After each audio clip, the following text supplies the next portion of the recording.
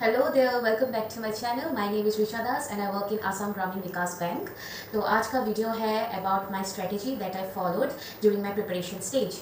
सो strategy ये है कि there is no such strategy. कोई भी ऐसा स्ट्रेटजी नहीं है, सबके अलग अलग होते हैं, सब ने डिफरेंट डिफरेंट फैक्टर्स बताए हैं। कोई भी ऐसा स्ट्रेटजी आप पे अप्लाई नहीं होगा, ट्रस्ट मी। सबका इंडिविजुअल के हिसाब से सबका प्लानिंग होता है, सबका मेंटली कितना ले पाते हैं उसके ऊपर स्ट्रेटजी होता है।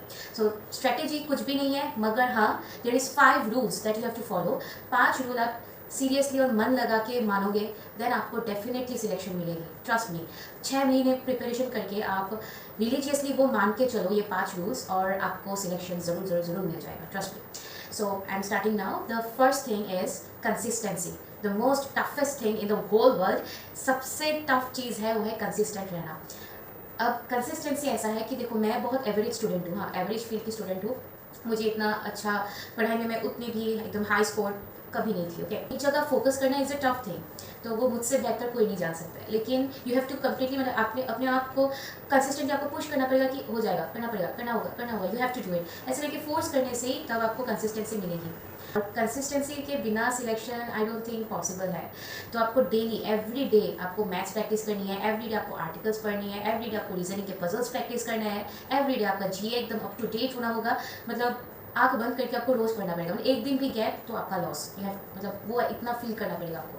Consistency is a must B.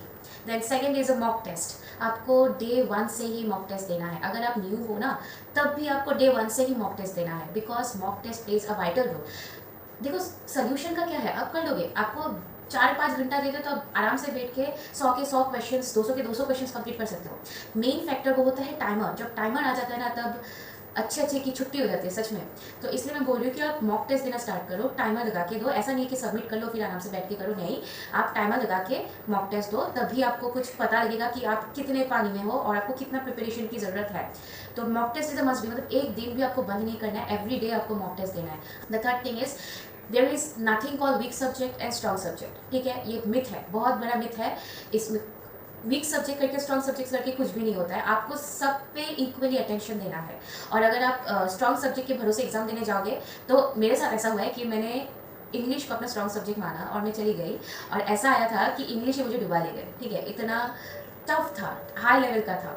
तो please strong subject weak subject ऐसा कुछ नहीं है, सबको इक्वली टाइम डिवोट करो। और भाग मत करना। मतलब ये मेरा स्ट्रॉन्ग है तो इससे ज़्यादा क्वेश्चंस करूँगी, ये मेरा ये सब्जेक्ट में मैं थोड़ा कमज़ोर हूँ तो मैं इसका सिर्फ 4-5 करूँगी, नहीं। ये कभी मत करना। सबको इक्वली देना, इक्वली टाइम देना। एग्जाम में जो बन पड़े सब करके आना, जो बन पड़े गलत मत कर लेना, जो आता है वही करना।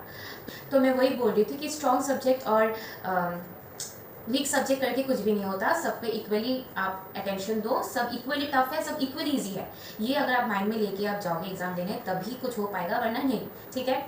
सो the next thing is pre and mains दोनों को साथ लेके चलना है। यस, प्री और मेंस दोनों ही इंपॉर्टेंट है। मेरी गलती एक है जो मैं अभी भी मानती हूँ। पहले जब मैंने प्रिपरेशन स्टार्ट किया था, मैं सोचती थी, अब प्रिपरेशन किया था मैंने, मेंस में कोई ध्यान नहीं दिया। मैं आई वाज थिंकिंग कि पहले प्री का निकाल ले फिर मैं मेंस का करूँगी, लेकिन नहीं होगा, कुछ नहीं होगा। और अगर आप रिजल्ट के लिए वेट कर रहे हो तो आप छोड़ ही दो, बिकॉज एक हफ्ता या फिर 2 हफ्ता मिलता है, उसमें आप इतना सारा नहीं कोर्स कंप्लीट नहीं कर सकते हो। तो आपको प्री और मेंस एक साथ चलाना है, लॉस हो जाएगा एक साथ, ट्रस्ट मी। मैं अपने एक्सपीरियंस से बता रही हूँ, इसलिए आप प्लीज़ इसको सुन लीजिए। प्री और मेंस का प्रिपरेशन एक साथ स्टार्ट कर दीजिए। And the last thing is faith और पेशेंस। अपने आप पर फेथ रखिए और पेशेंस रखिए, ये दोनों बहुत ही इंपॉर्टेंट है। बिकॉज मैंने देखा है फेलियर्स, ठीक है, इतना करने के बाद भी, आई वोंट से इतना करने के बाद, सब लोग ही अपना 100% ही देते हैं, मगर जब होता नहीं है ना सिलेक्शन, बहुत हार्ट ब्रोकन फील होता है। तब मन करता है छोड़ो, इतना पढ़ के भी क्या होगा। But no, you have to keep your patience, you have to keep your calm, faith रखना अपने आप पर, भगवान पर, कि आप कर लोगे और हो जाएगा। ट्रस्ट में होगा, लोगों को ही तो सिलेक्शन मिलता है यार, तो आपका भी हो जाएगा। You have to believe in yourself, faith रखो, पेशेंस रखो, हो जाएगा। बस इतना तक ही है। So that's it. स्ट्रेटेजी मेरा यही था कि आपको ये 5 रूल फॉलो करना है, and you will be in a bank soon, will be a कॉलिग सून।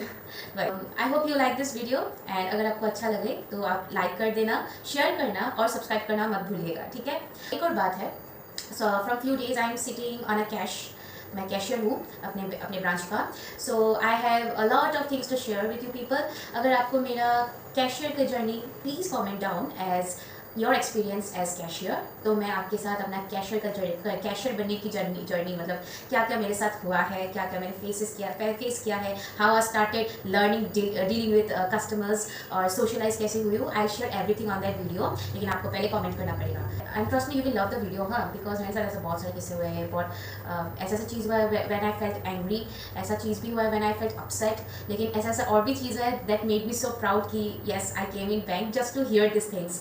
सो वही, अगर आपको जाना है then please comment down below and या पीस आउट, बाय।